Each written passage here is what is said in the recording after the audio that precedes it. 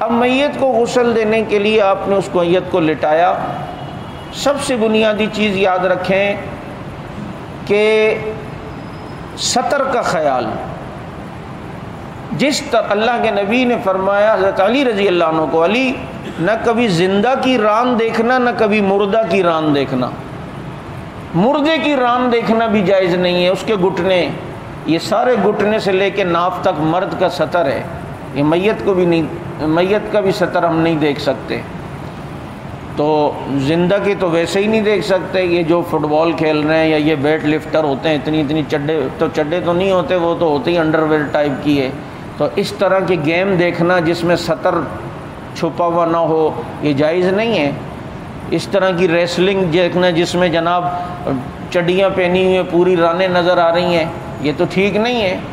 یا گھٹنے، بعض دفعہ گرمی میں چچا جان جو ہے نا باہر گلی میں بیٹھے ہوتے ہیں اور اوپر اپنے دھوتی کی ہوئی ہوتی ہے، شلوار، سارے گھٹنے نظر آ رہے ہوتے ہیں. بھائی یہ گھٹنا دکھانا جائز تھوڑی ہے. یا اکثر روٹی لگانے والے آپ نے دیکھے ہیں جو روٹیاں تندور میں لگا رہے ہوتے ہیں، ان کے گھٹنے نظر آ رہے ہوتے ہیں. آگے انہوں نے جو ہے نا نرم قسم کی وہ بوریاں بچھائی ہوتی ہیں، اس پہ گھٹنے رکھتے ہیں. تو یہی یہ جائز تھوڑی ہے. تو سب سے بنیادی چیز یہ ہے کہ سطر کی حفاظت کرنی ہے. آپ نے سب سے پہلے جو ہے وہ غسل دینے سے پہلے وضو کروانا ہے میت کو. اور اس کا طریقہ یہ ہے کہ آپ پہلے سیدھا ہاتھ دھلائیں اس کا پہلے. اس کا پہلے کپڑے کا مسئلہ، آپ نے کپڑے اس کے اتارنے میت کے. اس کا طریقہ یہ کہ ایک چادر موٹی اوپر رکھ دیں، قمیض آپ پہلے اس کی اتار دیں، اور کوشش یہ ہو کہ وہ قمیض صحیح حالت میں اترے. آسانی سے اتر بھی جاتی ہے، لیکن ہمارے یہاں مزاج یہ کینچی لاؤ یا کینچی لاؤ. بھائی وہ تو اس صورت میں کہ جب بہت مشکل ہو رہی ہے تو اب کینچی سے وہ کپڑے کاٹو، ورنہ یہ کپڑے صحیح سالم اتریں گے اور یہ کپڑے بھی وراثت میں تقسیم ہوں گے.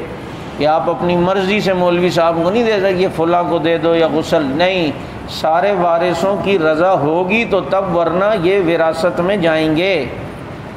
اتنے معمولی باتوں کی طرف ہم توجہ نہیں دیتے.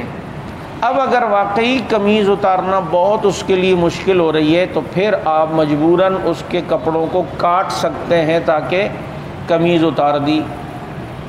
اوپر آپ نے بڑا سا ایک کپڑا رکھ دیا جو اس کے ناف کے اوپر سے لے کے گھٹنوں تک جو ہے وہ سطر ڈھانپے.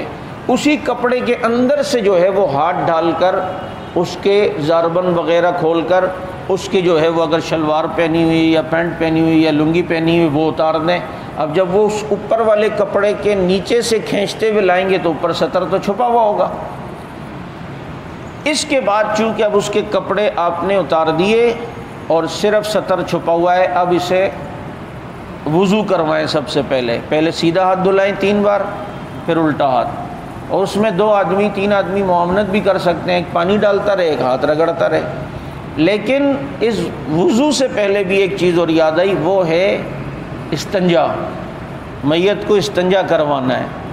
اس کے لیے یہ ہے کہ ہاتھوں میں دستانے وغیرہ یا کوئی کپڑا پہن لیں اور کوئی 3 یا 5 یا 7 پتھر یہ ڈیلے. یہ ویسے بھی اگر انسان استنجا کرتا ہے تو پتھر یا ٹیشو کا استعمال کرتا ہے تو طاق عدد میں. اگر آپ ٹیشو استعمال کرتے ہیں تو کوشش کیا کریں اس کو 3 ٹکڑے کر لیا کریں. تو اب دیکھو یہ بھی سنت ہو جائے گی. تو یہ 3 پتھر یا 5 پتھر لیے، الٹے ہاتھ کے اوپر دستانے چڑھا کر اسی سطر چھپانے والے کپڑے کے نیچے سے ہاتھ ڈال کر میت کو پہلے پتھر سے استنجا کروائیں بڑے چھوٹے پیشاب کی جگہ پر، اور وہاں پھر سطر کے کپڑے کے نیچے سے ہی پانی آپ 3 بار بہا دیں تو اس کا استنجا ہو جائے گا. اب استنجا کروانے کے بعد اب وضو کروائیں. پہلے سیدھا ہاتھ 3 بار دھوئیں، پھر الٹا ہاتھ. کلی کروانے کے لیے میت کے منہ میں تو کلی نہیں، پانی نہیں ڈال سکتے، اس نے تو کلی نہیں کر سکتا وہ. تو روئی کو آپ اچھی طرح گیلا کریں اور وہ روئی اس کے منہ کے اندر آسانی سے جہاں تک جاتی ہے آپ ماریں. 3 روئیاں، پہلے ایک روئی اٹھائی، اس کو گیلا کیا، اس روئی کو پھینک دیا، پھر دوسری روئی کو آپ نے گیلا کیا، وہ منہ میں مارا، پھر تیسری کو، پھر اس کے بعد ناک میں پانی تو نہیں ڈال سکتے، اس کا طریقہ بھی یہی ہے، روئی کو آپ نے گیلا کیا اور نتنوں کے سائز کی وہ روئی بنا لی، اور گیلا کرنے کے بعد دائیں اور نتنے میں اور بائیں نتنے میں ماری، وہ روئی پھینک دی، پھر دوسری روئی اٹھائی، دائیں اور بائیں نتنے میں ماری، وہ پھینک دی، پھر تیسری روئی۔ اب اس کے بعد میت کے ناک میں روئی کو ذرا رکھ دیں، دبا دیں، تاکہ ابھی آپ منہ دھلائیں گے تو وہ ناک میں پانی نہ جائے، اور اگر اس کا منہ کھلا ہوا ہے تو منہ پر بھی روئی رکھ دیں۔ اب ناک بھی ہو گیا، اب منہ دھلوائیں، 3 بار منہ دھویا، پھر 3 بار اس کے کونیوں تک ہاتھ دھلائیں، پہلے سیدھا پھر الٹا، پھر آپ سر کا مسح اس کا کریں، پھر اس کے پاؤں دھلائیں۔ یہ میں بالکل آسان بتا رہا ہوں تاکہ کوئی پریشانی نہ ہو کہ یار یہ تو بہت مشکل کام ہے، کتنا آسان کام ہے۔ سیدھا پاؤں دھلایا، الٹا پاؤں، وضو ہو گیا۔ اب غسل دلانا شروع کریں۔ غسل کے لیے آپ جو ہے صابن استعمال کر سکتے، اس کا جسم پہلے گیلا کر دیا، اس کے صابن آپ استعمال کریں، جھاگ بنائیں، پورے جسم پہ صابن لگا کے اچھی طرح جھاگ بنایا۔ اب وہ جو نیم گرم پانی، وہ جو نیم کے پتوں والا تھا، آپ نے اس کو لینا ہے، اس سے میت کو اب غسل دلانا ہے۔ اب پہلے آپ نے سر کو دھونا ہے، جس طرح دنیا میں غسل کرنا سنت ہے نا، اسی طرح میت کو غسل کروانا بھی سنت ہے، کہ پہلے سر پہ 3 بار پانی ڈالا، پھر دائیں طرف اوپر کی سائڈ، اب میت کی جو بیک سائڈ ہے تو دو ساتھی میت کو الٹی کروٹ پہ لٹا کر اس کے سیدھی طرف جو بیک سائڈ ہے اس پہ پانی اچھی طرح ڈالیں، چونکہ صابن آپ پہلے مل چکے ہیں، اس کو آپ نے صاف کیا۔ اب میت کے الٹی طرف آپ نے اوپر کی سائڈ پانی ڈالنا ہے 3 بار، پھر اس کو دائیں کروٹ پر اوپر کر کے میت کے یہ جو الٹی طرف کی بیک سائڈ ہے اس میں آپ نے 3 بار پانی ڈال دیا۔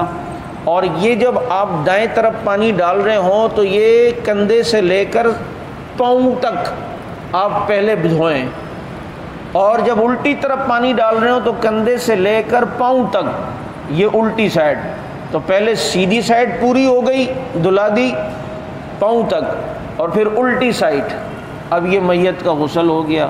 اتنا آسان کام ہے، اور کتنی بڑی فضیلت مل رہی ہے کہ آج ہی جیسے ماں کے پیٹ سے پیدا ہو جو میت کو غسل دے، اس کی اتنی بڑی فضیلت۔ اب کسی کپڑے سے اس کے جسم کو سکھا دیں، اب آپ نے اس کے جسم کو جو ہے وہ سکھا دینا ہے۔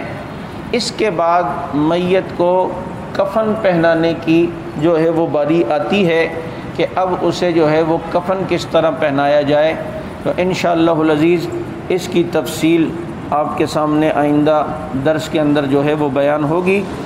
لیکن 1-2 مسئلے اور بھی اس غسل کے متعلق یاد رکھیں کہ اگر کوئی شخص خود میت کو غسل نہیں دے رہا لیکن کسی کو اجرت پہ بلا رہا ہے کہ بھائی میں میت کو یار غسل دے دو، ہم تمہیں اتنے پیسے دے دیں گے، تو یوں بھی کر سکتا ہے، لیکن اجرت لے کر جو شخص میت کو غسل دے گا اسے یہ فضیلت حاصل نہیں ہوگی، غسل ہو جائے گا لیکن یہ والا ثواب اسے نہیں ملے گا۔ اسی طرح ایک چھوٹا بچہ اگر وہ مر گیا اور وہ چھوٹا ہے تو اس کو اس کی ماں بھی غسل دے سکتی ہے، عورت بھی غسل دے سکتی ہے، کیونکہ ابھی تو وہ چھوٹا ہی ہے، 1 دن کا، 1 مہینے کا، 1 سال کا ہے، تو اس کو تو کوئی اور عورت بھی غسل دے سکتی ہے اس کے ماں کے علاوہ بھی، کیونکہ اس بچے کے ساتھ ابھی تک شہوت کا معاملہ نہیں ہے، نہ غسل دینے والی عورت پہ کوئی ایسی شہوت کا معاملہ ہوگا۔ تو چھوٹا اسی طرح چھوٹی بچی ہے، اب بہت ہی چھوٹی بچی ہے، اس کو اس کا باپ بھی غسل دے سکتا ہے، اس کا والد یا اس کا بھائی، اس کا ماموں یا کوئی مرد بھی اسے غسل جو ہے وہ دے سکتا ہے، لیکن جو بچے ذرا بڑے ہیں ان کو مرد ہی غسل دیں گے، اور جو لڑکی تھوڑی سی بڑی ہے اسے اس کے عورت ہی غسل دے گی، اب اسے مرد غسل نہیں دے گا۔